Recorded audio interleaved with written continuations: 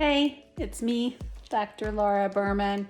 I have been thinking a lot about you and, about the whole world and what we're all going through. But one of the things that keeps coming up from you on the radio show and in general is what to do when you are stuck at home with your partner and you're fighting all the time. Because for a lot of you,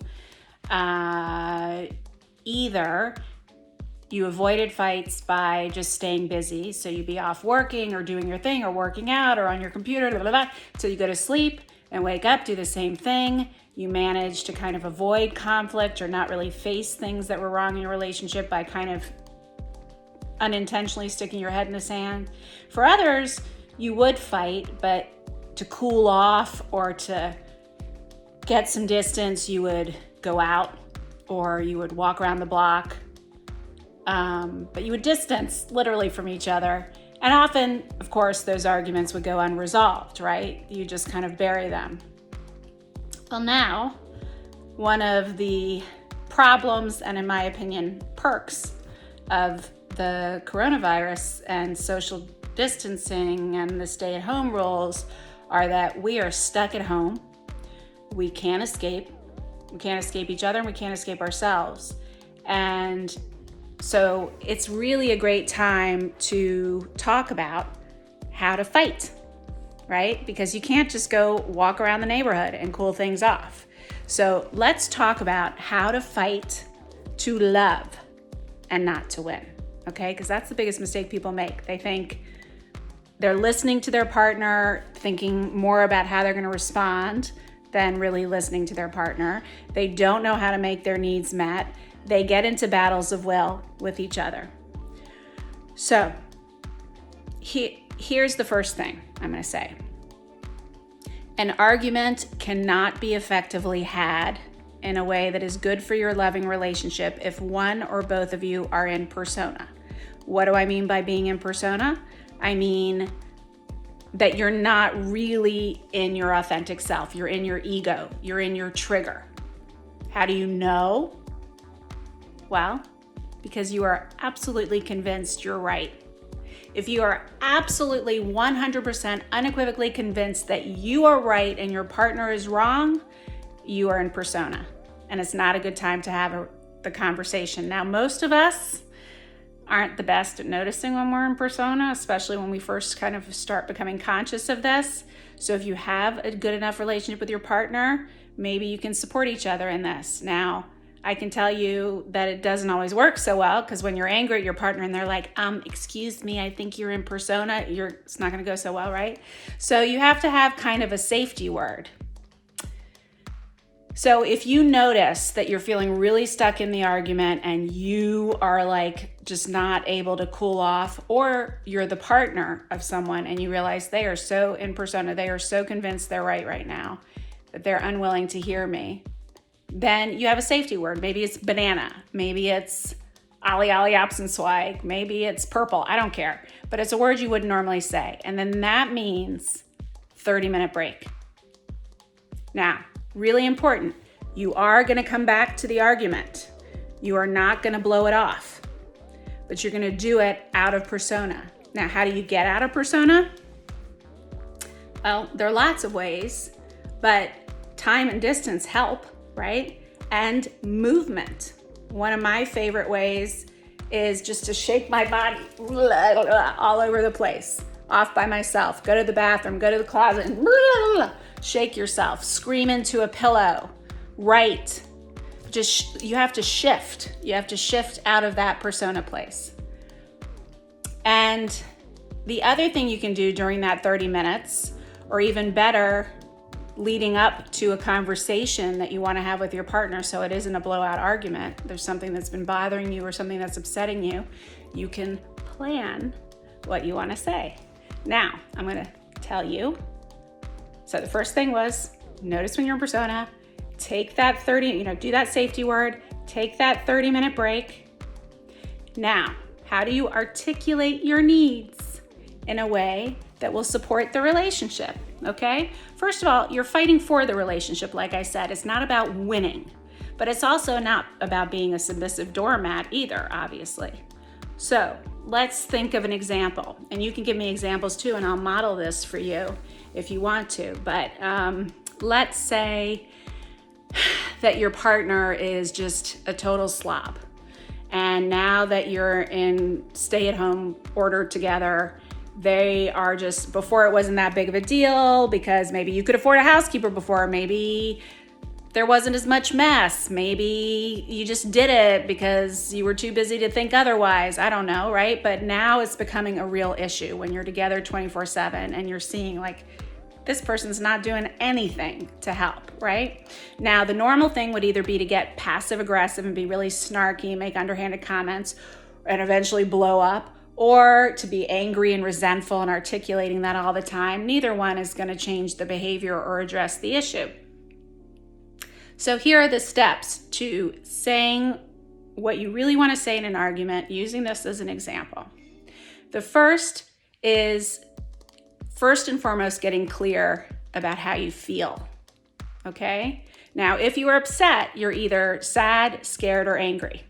Now, for most of us, especially men, they're going to be more quick to be angry when they're really sad or scared, right? Because they're not really given as much permission growing up to show sadness or fear. So anger often for them is sadness or fear in disguise. And for women, we're often angry, but it comes out as a different way because we were never allowed to be angry. So really get clear, like, am I angry? Am I sad? Am I scared? Am I all three?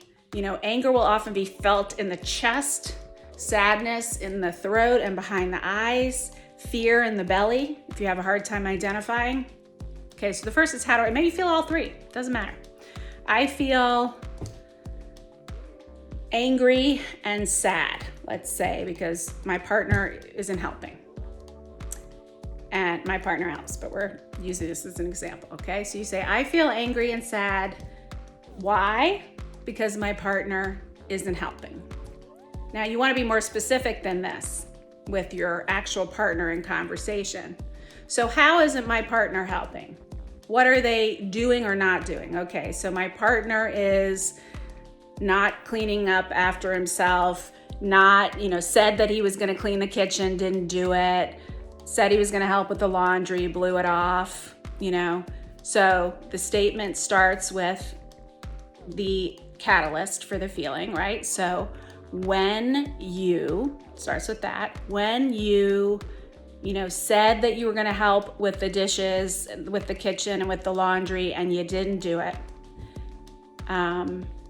I felt, so when you, so first, I felt or I feel sad and scared, or sad and angry, or sad, scared, and angry, whatever it is. And then the next question is the big kahuna, and you're figuring all this out during that 30 minutes or before you have the conversation. What's the story that is really creating the feelings? Because every feeling we have is due to a story we're telling ourselves. I could be sitting at home with your partner and not be affected at all by the fact that they're not helping around the house. But for you, it's really causing feelings. Why? Because you have a story about it. So what's your story?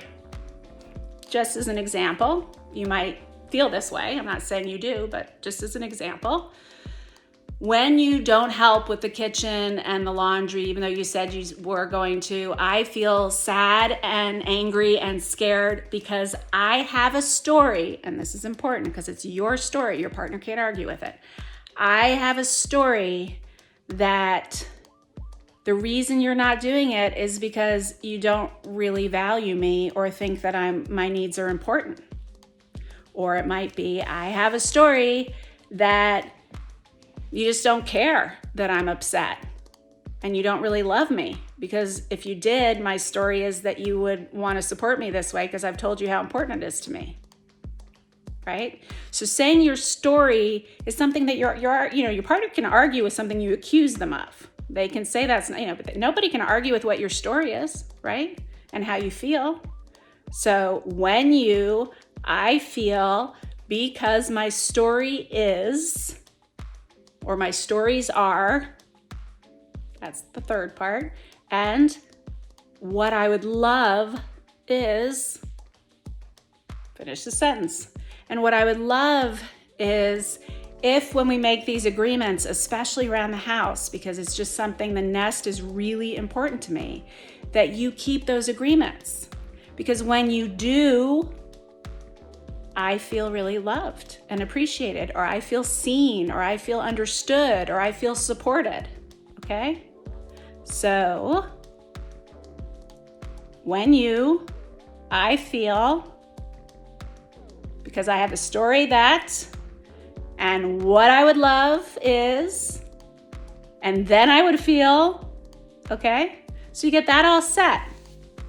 Now, when your partner listens to you, and even better, when they respond positively and actually say, okay, I'll go and clean up the kitchen, or when they do the positive things that you want them to do, carrots work so much better than sticks. So what I mean by that is positive reinforcement. Thank you so much. Oh my God, I can't tell you, skip around the house. I can't tell you how amazing it feels to me that the kitchen is clean.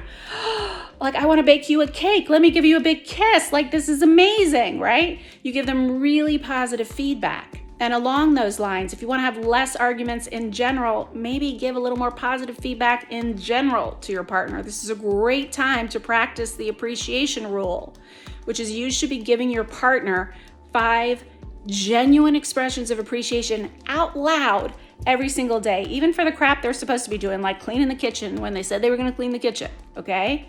Appreciate it. Verbally, out loud, acknowledge it.